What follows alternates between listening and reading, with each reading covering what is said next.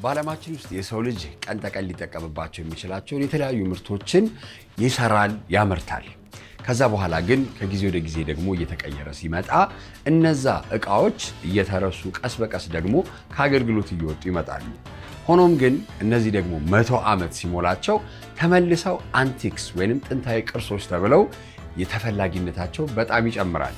በዛሬው ሃሽታግ ሽቀላ እንግዲህ አንቲክስ ምንላቸው ወይም ጥንታዊ ቅርሶች ወይም ጥንታዊ ቁሶች ምን አይነት ዋጋ አላቸው፣ ለምንስ ነው በጣም እንዲህ የሚፈለጉት የሚወደዱት የሚለውን እንመለከታለን።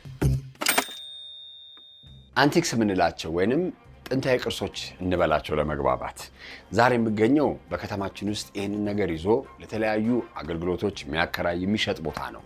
እንደዚህ አይነት እቃዎችን ስናይ እንግዲህ በልጅነቴ እኔ ሙዚቃ መስማት ስንጀምር በካሴትና በሲዲ ነበረ። ይሄ ሶኒ 777 የሚባል ቴፕ እስካሁን ድረስ ሙዚቃ አቀናባሪዎች እንኳን ማስተር ካደረጉ በኋላ የድምፅ ጥራቱን የሚለኩት በዚህ ቴፕ ነው። እነዚህ እንግዲህ ምርቶች እዚህ ውስጥ የተከበቡት በኋላ ላይ እንግዲህ ሰፋ ያለ ማብራሪያ ባለቤቱ ይሰጡናል። ሆኖም ግን አንቲክስ የምንላቸው ወይም የድሮ እቃዎች ምንድን ነው አንቲክ እንዲባሉ ወይንም ጥንታዊ ቅርሶች ሊባሉ የሚያስችላቸው ነገሮች ምንድን ነው የሚለውን ነገር ስንመለከት እድሜ ሊሆን ይችላል። ከዛም ደግሞ አቬይላቢሊቲ የምንለው ወይንም በሰፊ መገኘቱ፣ አመታቸው ደግሞ እንግዲህ ከ100 በላይ ከሆነ ነው። ይህንን ስናይ የተለያዩ አይነት ምርቶችን ማንሳት እንችላለን። ኤሌክትሮኒክስ ብቻ አይደለም፣ ፈርኒቸር፣ የድሮ እንደ ዲዛይን ወንበሮች በጣም ቤቶቻችን ውስጥ ሆነው የምናስታውሳቸው የድሮ ወንበሮች አሉ። በእንጨት ብቻ ሆነው በጣም ቀጭን ስፖንጅ አላቸው። እነዚህ ነገሮች እናያለን።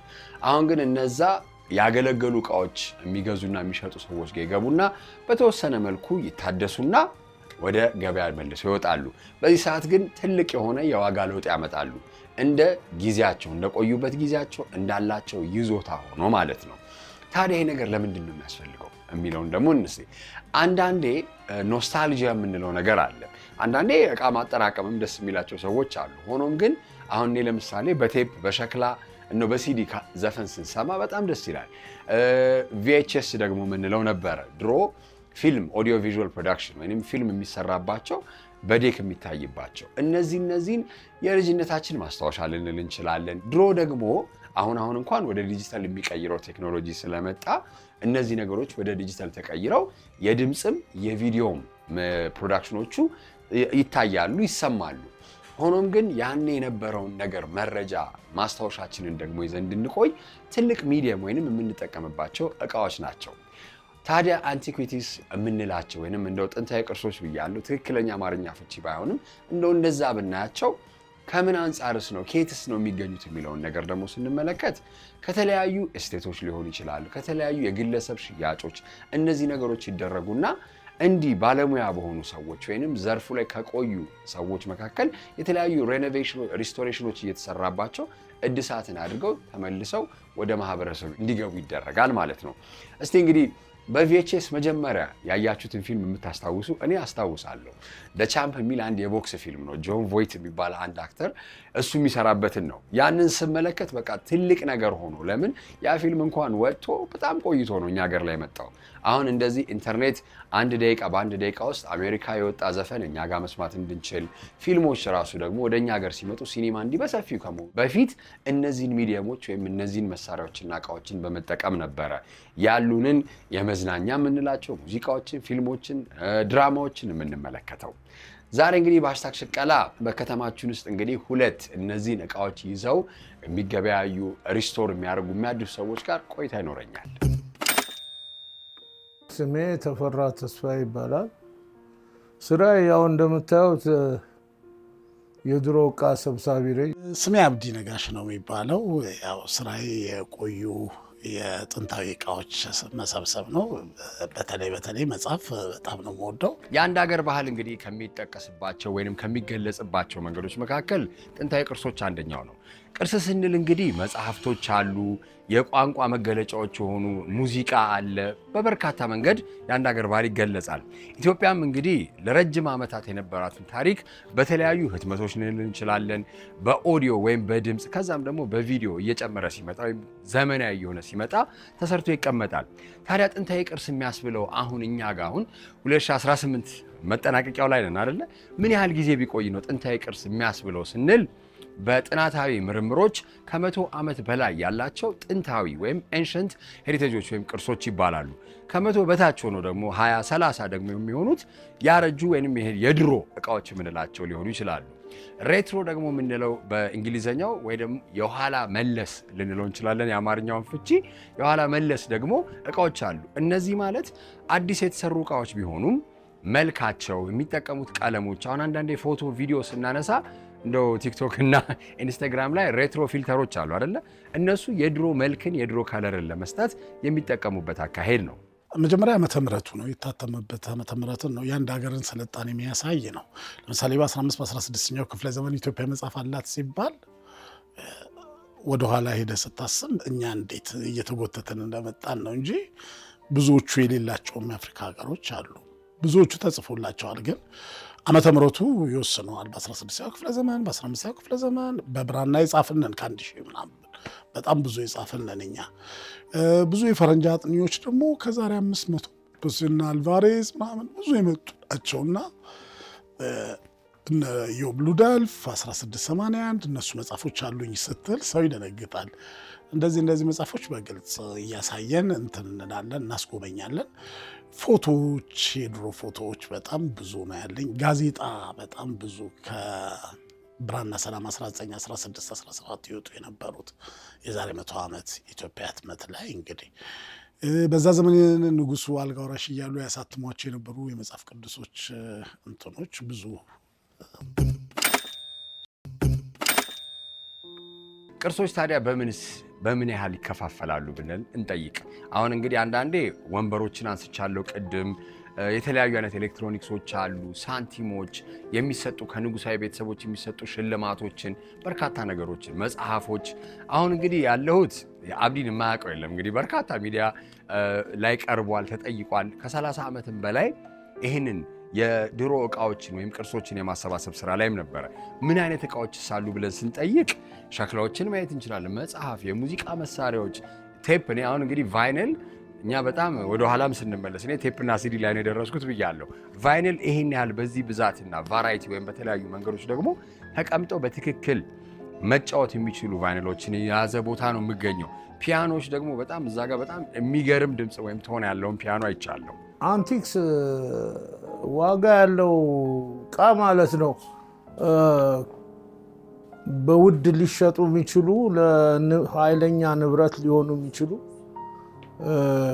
በዓለማችን ላይ የተመዘገቡ ዓለም አቀፍ የድሮ እቃዎች መሀል ማለት ነው።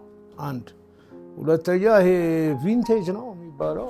ቪንቴጅ ደግሞ ዝም ብሎ አሮጌ ማለት እድሜያቸው 100 ያልደረሰ ወይ 100 ያላለፈ ይሆናል። እንደገና ኮሌክተብል የሚባል አለ። አዲስ እቃዎች ሆነው ትንሽ ብቻ ተመርተው ለወደፊቱ ቫልዩ ሊኖራቸው የሚችል እነኚህ ናቸው። እንግዲህ ሶስቱ እንትኖች እኛ ያው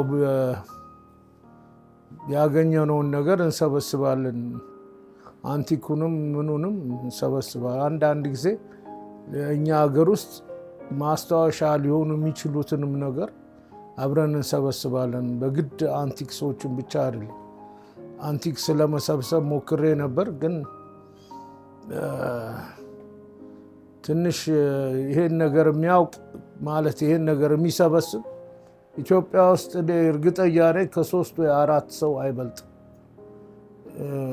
ሌላው እንዲሁ ለማስታወሻነት ነው የሚገዙት ወይ የሚያስቀምጡት። የጀግና አንድ ጸጉሩ ለምሳሌ ቴዎድሮስን ስናመጣ ይታላ በቅርቡ አንድ የጸጉሩ እንትን እና አሉላ ፓንክረስት ታግለው ሲያመጡ በዚህ አጋጣሚ ያመሰግናቸዋለሁ። ብዙውን ነገር እያመጡ ነው። ቅርስ ሲባል ኤኒቲንግ ከኢትዮጵያ ጋር ተያያዥ የሆነ የሀገር ቅርስ ነው። ያንተ የአፄ ቴዎድሮስ አንድ ጸጉር ከተባለ ቀጥሎ ከዛ በፊትም የነበሩትም በሙሉ የተወለዱበት ቦታ ምናምን ሁሉ ነው የምናከብረው። እንደሱ ነው መሆን ያለበት። እቃዎች ብቻ ሳይሆን የአንድን ሀገር ታሪክ የሚያሰኘው እከሌ ኢትዮጵያዊ ነበረ ስትል የሰራው ነገር የጻፈው ነገር ብቻ ሳይሆን የተወለደበት ቦታ ኢንፋክት ያደርጋል። ብዙ ነገር ነው። እንደዚህ አይነት እቃዎች እንግዲህ ለመሰብሰብ ቀላል አይደለም። በጣም አስቸጋሪ፣ ብዙ ጊዜ የሚፈጅ 30 ዓመት ማለት ይሄ ቤት እንዲሞልቶ ስናየው ቀላል ሊመስል ይችላል። ሆኖም ግን 30 እስከ 35 ዓመት የተጠራቀሙ ናቸው። ይህም ደግሞ ሲደረግ ከየት ነው የሚገኘው የሚለውን ጥያቄ ስንጠይቅ በዓለም አቀፍ ደረጃ 4 መንገዶች አሉ። አንዳንድ ትልልቅ ባለሀብቶች ወይንም የንጉሳውያን ቤተሰብ በሚያልፉበት ሰዓት ላይ የነሱ ኢስቴት የሚባል አለ ወይ ውርስ ወደ ገንዘብ ለመቀየር ሲፈለግ የሚሸጡበት መንገዶች አሉ ውጭ ሀገር ላይ። ከዛ ደግሞ ፕራይቬት ኦክሽኖች ደግሞ አሉ። ፕራይቬት ኦክሽኖች ማለት ሶትቢ የሚባል እንግዲህ እንግሊዝ ላይ የሚገኝም የተለያዩ አይነት ኦክሽን ወይም ጨረታዎችን የሚያካሂዱም አሉ። ሶስተኛው ደግሞ ፕራይቬት ኮሌክተርስ አሉ። ፕራይቬት ኮሌክተርስ ሲባል የተለያዩ ግለሰቦች በእድሜያቸው የሚያሰባስቧቸው እቃዎች አሉ። እነዚህን እቃዎች በህይወታቸው ያሉ ባለቤትነቱን ወደ ሌላ ሰው በመሸጥ ለማስተላለፍ በሚፈልጉበትም ወቅት ይኖራል። አራተኛው እንግዲህ ውርስ ወይንም አንድ ሰው ሲወርሰው ራሱ ከቤተሰብ ሲወርስ ነው። በእንደዚህ አይነት መንገዶች እንግዲህ በርካታ ስጦታ ምንም መጠቀስ ይቻላል። እነዚህ ግን እንደ ዋና 4 ነገሮች ይጠቀሳሉ። በቃ ሰው ይደውልልናል እንዲህ አይነት እቃ አለን ብለው በአሁኑ ጊዜ ማለት ነው። በፊት ደግሞ የሚያመጡልን ልጆች ነበሩ። የምንፈልገውን እቃ ያውቃሉ። ያው እንደዚህ እየፈለግን ነው የምንሰበስበው እንጂ የቀለለ መንገድ አይደለም። እቃው እንዲህ በዝቶ ስታየው በቀላሉ የሚገኝ እቃ አይደለም። በተለይ አሁን ለምን እኛ በጣም ብዙ ብር የምንሸጥ ይመስላችኋል? በጣም ማስወደድ ጀምረዋል። አይተህ ከሆነ ዘመናዊ ቴሌቪዥኖች በቲክቶክ ላይ 50 ሺህ ይገዛለሁ ምናምን ውሸት ነው። እና እኛ ጋር ነው የሚመጡት እነኛ ሰዎች እንሸጣለን 50 ሺህ ብለው ማለት ነው። እና እንደዛ አይነት ኮይንም የሚሰበስቡ እንደዛ የሚያደርጉ አሉ።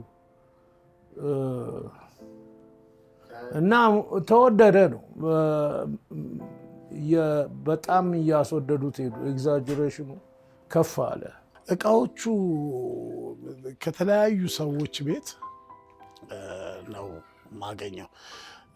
አንዳንድ ጊዜ ሲቀናህ መርካቶ አሮጌ ተራ ሊጣል ሲል አግኝተህ ትገዛለህ።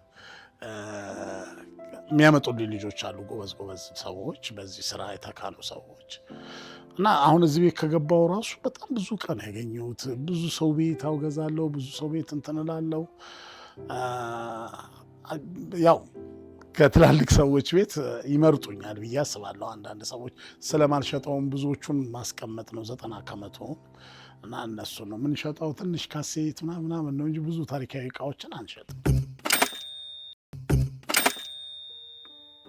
እቺ ሳንቲም አሁን ዝም ብለህ ጉግል ላይ ብታየው የወርቅ ሳንቲም ነው የሚባለው። የኃይለ ሥላሴ ጊዜ ነው 75ኛ ዓመታቸው ሲያከብሩ እንትን ያሉት ነው እና መድበውታል። 100 ብር፣ 10 ብር፣ 20 ብር ብለው እንዲሁ ስም ሰጥተውታል። ግን ያ የነሱ ኮድ ነው ይመስለኛል። ለምን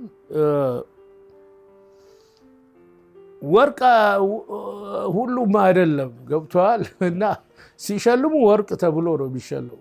ይሄ እንግዲህ የሰው መለያ ዘዴያቸው ይመስለኛል። ጥሩ ስራ ለሰራ ይሸልማሉ፣ ግን ሰው ለመለየት ያደረጉት እንትን ይመስለኛል። እና እንትን ፈረንጅ ራሱ አያውቅም። አሁን ዝም ብለህ ይህንን ጉግል ብታረግ ወርቅ ነው የሚልህ። በወርቅነቱ አይደለም ቫሉ ያለው፣ በራሱ ቫሉ ያለው እና ወርቅ ቤት ሁሉንም ሰዓት በቃ ያስፈገፍጉታል። እና ያ ደግሞ ችግር ይፈጥራል። ገባህ? እና በራሱ ቫሉ ያለው ኦሜጋ የድሮ ሰዓት ነው። እና ይሄም እንደዛው ነው። ወርቅ እንኳን ቢሆን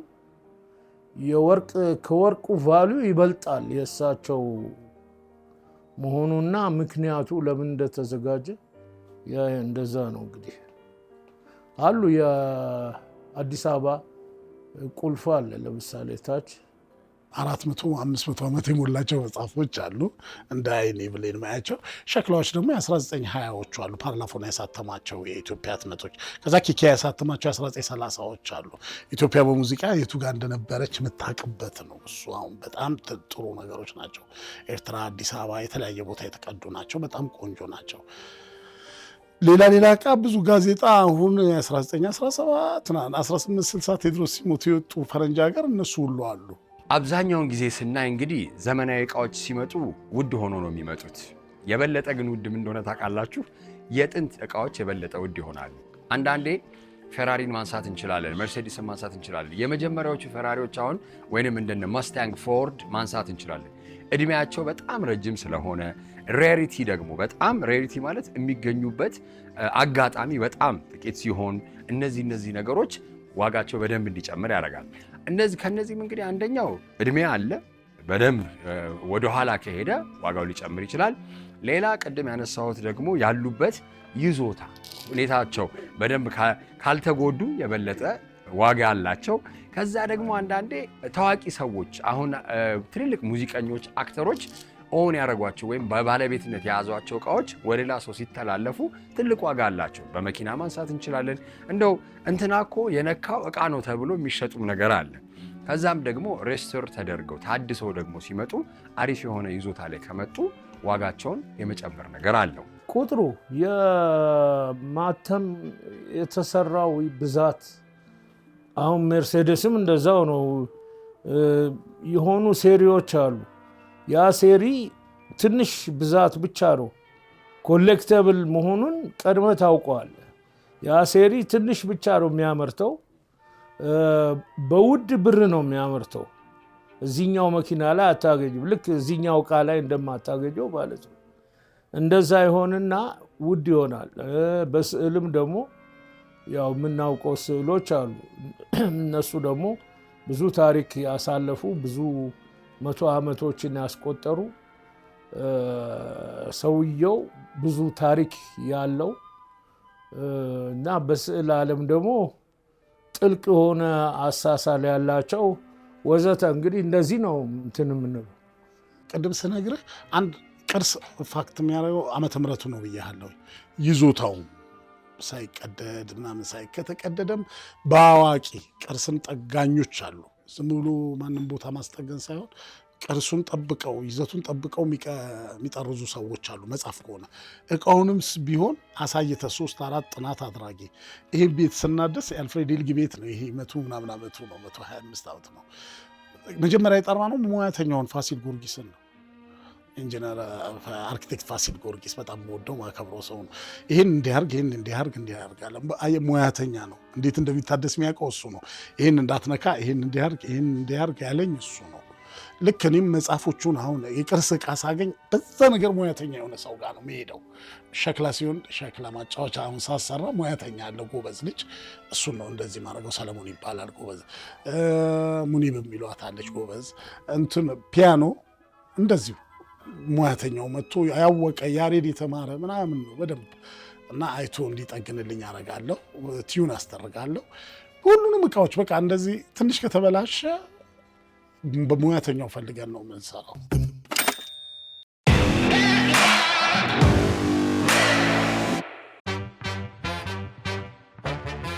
በዛሬው ድክድክ በሀገራችን ውስጥ ካሉ ወጣት ስራ ፈጣሪዎች መካከል ኪነ ጥበብን እንደ ስራ መስክ በመያዝ ፎቶግራፊን የገቢ ምንጭ የመተዳደሪያ ብለን ስራም አድርጎ ከሚሰራ አንድ ወጣት ጋር ቆይታ ይኖረኛል። ገሬ እንዴት ነህ? ሰላም ነህ? መጀመሪያ እንደዚህ እንባባል አይደለ? ባለፈው ቅዳሜ ነው አርታዊ ጋለሪ መጥቼ ያንተን ኤግዚቢሽን አየሁት እና ብዙ ጓደኞች ሲነግሩኝ እንዲያውም ቆየ ገረመው ኤግዚቢሽን ማዘጋጀት የነበረበት ድሮ ነበረ ይላሉ። ምን ያህል ጊዜ ሆነ እስቲ ፎቶግራፊ ከጀመርክ? አሁን ወደ ኦልሞስት ወደ 13ኛ ዓመቴ እየተጠጋሁኝ ነው። እንደ ቀላል የሆነ ፓሽን የተጀመረ ስራ ነው። ፓሽን ተርንድ ኢንቱ ፕሮፌሽን ነገር። እንዴት ጀመርክ እስቲ ፎቶግራፊ?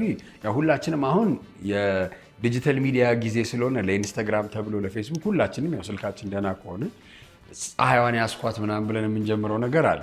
አንተ እንዴት ነው ፎቶን የጀመርከው? 13 ዓመት በፊት ከሆነ ስልክ አልነበረም እርግጠኛ ነበሩ፣ ግን የሚረቡ ስልኮች አለባ እንደዛ ነው። ከዝኔ ይስላል ስዕል ሞክሯል ስዕል ውስጥ እንድገባ፣ ግን ምንም ለስዕል የሚሆን ታለንቱ አልነበረኝም። I was always interested in art.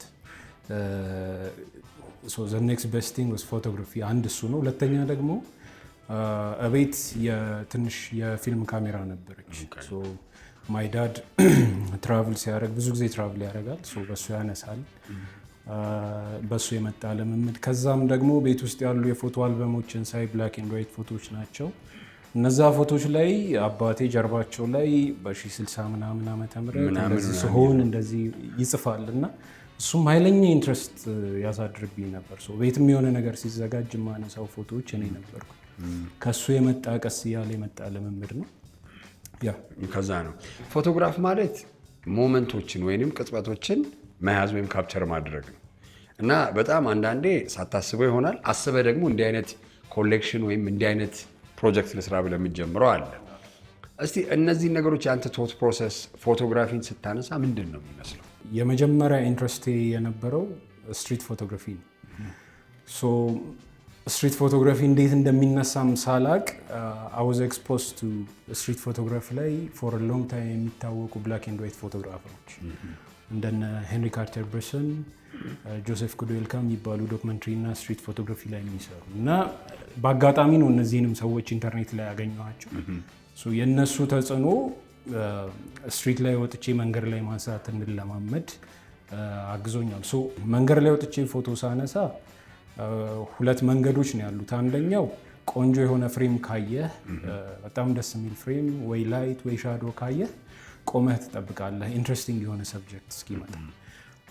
አንዳንዴ ደግሞ በጣም ኢንትረስቲንግ የሆነ ሰብጀክት ከሆነ ደግሞ ልትከተለው ሁሉ ትችላለህ። ኤግዚቢሽንን አይቼዋለሁ። እስቲ መጀመሪያ ታይትሉን ንገረኝ። ታይትሉ ብላክ ዋይት ኤንድ ሜሞሪስ ነው የሚባለው።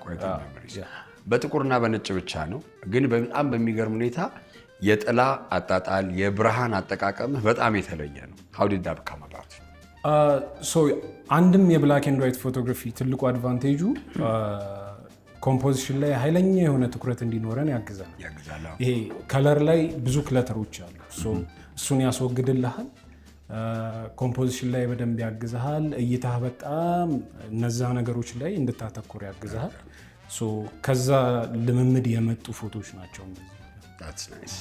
እንግዲህ ጥሩን ሳይድ አነሳን አወራን እንደ ጀማመር። እስቲ ፎቶግራፊ ስጀምር አሁን እስካሁን እንግዲህ ኤግዚቢሽን እስክታዘጋጅ ድረስ ከችግሮች አንጻር እንደው ምን አይነት ችግሮች አጋጠሙ? ረጅም ፖዝ ይፈልጋል። ግን ዋናውና ትልቁ ችግር ለስትሪት ፎቶግራፊ የነበረው አመለካከት ስፔሻሊ እኛ በእኔ ዕድሜ በእኛ ኤጅ ያሉ ሰዎች ስንጀምር ሰው የነበረው አመለካከት ልክ አይደለም። እረዳዋለሁ። the way we were represented in the past when it comes to photography በሰባዎቹ የነበሩት ችግሮች ሰው ላይ ሳይኮሎጂካሊ ኢምፓክት አሳድረውበታል እና ሰውን ስታነሳው መንገድ ላይ ለምን ፈልጎት ነው አይነት የሚል ሪያክሽን ነበሩ። ጸብ ሁሉ አልተነሳብን። ከሰው ይልቅ ከፖሊሶች ጋር ነው ትልቁ ስትረግል የሚሆነው። ከህግ አስከባሪዎች ጋር ጥርጣሬዎች ምናምን ይኖራሉ። ለምንድነው የምታነሳው? እኛ ስንጀምር አሁን ወጣቶቹም 17 18 የሆናቸው ልጆችም ሲያነሱ ብዙ ኃይለኛ ልምምድ የቲክቶክ ዘመንም ስለሆነ መንገድ ላይ ብዙ ነገሮች ስለሚደረጉ ሰውም ተለማምዶታል። ፖዝ የሚያደርግልህ ሰው እኮ አለ። አንዳንዴ ደግሞ ለምን ፎቶ የምታነሳው የሚል ሰው ይኖራል። እስቲ እንዴት ታዲያ ናቪጌት ታደርጋቸዋለህ? ወይንም እነዚህ ነገሮች እንዴት ታልፋቸዋለህ? ፍቃድ ትጠይቃለህ ወይ? ከፖሊሶች ጋር የምታስረዳው ሂደት እንዴት ነው? ስትሪት ፎቶግራፊ ያው እንግዲህ ፈቃድ ጠይቀህ ካነሳ ስትሪት ፎቶግራፊነቱን ያጣል፣ ዶክመንተሪ ይሆናል። ስትሪት ፎቶግራፊ ያው ኃይለኛ የሆነ ግሬ ላይን አለ። እሱን በተቻለ መጠን ላለመሻገር መሞከር ነው። ቮልነረብል የሆኑ ሰዎችን አለማንሳት፣ በጣም ኢንፋንት የሆኑ ህጻናቶችን አለማንሳት። ይሄ በቃ ቤዚክ ሂውመን ዲሰንሲ ላይ የምትሰራ ከሆነ ችግር የለው አስሎንግ አስ ዜር ኢን ፐብሊክ ስፔስ። እሱን እንዴት ነው የምናልፈው? ስንጀምር የተለያዩ ትሪኮች እንጠቀም ነበር። ኤርፎን እናደርጋለን፣ የምናወራ እንመስላለን። በስልክ አንዳንዴ የምንወጣ ከሆነ ስልክ እያወራን የሚመስሉ ነገሮች ሞመንቱን እንዳያጣ በዳይታ። እስቲ አሁን ብላክ ዋይት ሜሞሪስ ለምን በብላክ ኤንድ ዋይት ማድረግ ፈለግ?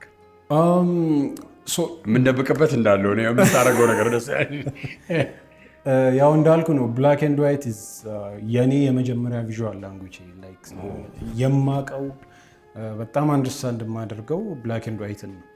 አንደኛ። ሁለተኛ ከመጀመሪያም ጀምሮ እስካሁን ድረስ ስመጣ ሳላስበው በጣም ብዙ አርካይቮችን አሰባሰብ ያለው ውቢ አዲስ ሰርቪስ ከለሮቹን ኤግዚቢት ባረገው አሰሶ ነው። እንደ መጀመሪያ ሶሎ ኤግዚቢሽን እነዚህን ማሳየት ለእኔ የሆነ እንደ መተንፈሻም ነገር ነው እና እነዚህን ፎቶዎችም ማሳየቱም አንደኛ ከተማችንም ከፍተኛ የሆነ ለውጥ ላይም ስለሆነች እነዚህ አካባቢዎች ላይ ያደጉ ተጫውተው ያደጉ ብዙ ሰዎች ስላሉ ለእነሱም ትዝታ እንዲሆን ማስታወሻ ነገር። ወደፊት ምን ታስባለህ? አሁንስ የት ነው ያለኸው ብልህ እንደ አንድ ፎቶግራፈር ስትሪት ፎቶግራፈር ልበል ምን ይሆናል መልስ? አሁን ያለህበትና ሮድ ማፕ ላይ አሁን ስትሪት ፎቶግራፊ ማነሳለው። ሞስት ኦፍ ማይ ወርክ አሁን ኢቮልቭ አድርጓል። ዶክመንተሪ ፎቶግራፊ ሎንግ ተርም ዶክመንተሪ ፎቶግራፊ ፕሮጀክቶች አሉ እኛ 1-3 የሚሆን እነሱን እያነሳሁኝ ነው። ሆፕፉሊ ወደፊት ደግሞ ከኤግዚቢሽን በኋላ ያው ወደ ፎቶ ቡክ ኢቮልቭ እንዲያደርግ ነው የምፈልገው። ከዚህ በኋላ ፎቶ ቡኮችን ማስተዋወቅ፣ ማሳየት፣ ፐብሊሽ ማድረግ ነው። That's great። የመጨረሻ ጥያቄ ላድርግልህና አንድ በጣም የወደድኩት ፎቶግራፍ አለ። እንዲያውም ለአንተም ነግሬሃለሁ ቅዳሜ መጥቼ ሳየው። አንድ ሰው ወደ ቀኝ አንድ ሰው ወደ ግራ ሲሄድ ያቺን ፐርፌክት ሞመንት ያገኛት ፎቶ አለች። ያ ሞመንት ምንድን ነበር? እንዴት ነው? የእድል ነው to be honest። አንደኛ እድልም ነው፣ ሁለተኛ ደግሞ ካየኸው ኃይለኛ ሻዶ አለ፣ ኮንትራስት አለው እና ፍሬሙ በጣም ደስ ይል ነበር። I was just waiting for someone to enter the frame። እንደ አጋጣሚ ሁለቱ እኩል መጡ። you just need to shoot የዛ እና አንዳንዴ እድልም ያግዛል። እንግዲህ ገሬ ለቆይታችን በጣም አመሰግናለሁ። መልካም የስራ ጊዜ። መጽሐፉም ታተምን ብያለሁ። ዶኪመንተሪ ፕሮጀክቱ ይውጣ። ቴንኪው በጣም አመሰግናለሁ። የዛሬው #ሽቃላ ይህን ይመስል ነበረ። በሚቀጥለው ሳምንት እስከምንገናኝ መልካም ጊዜ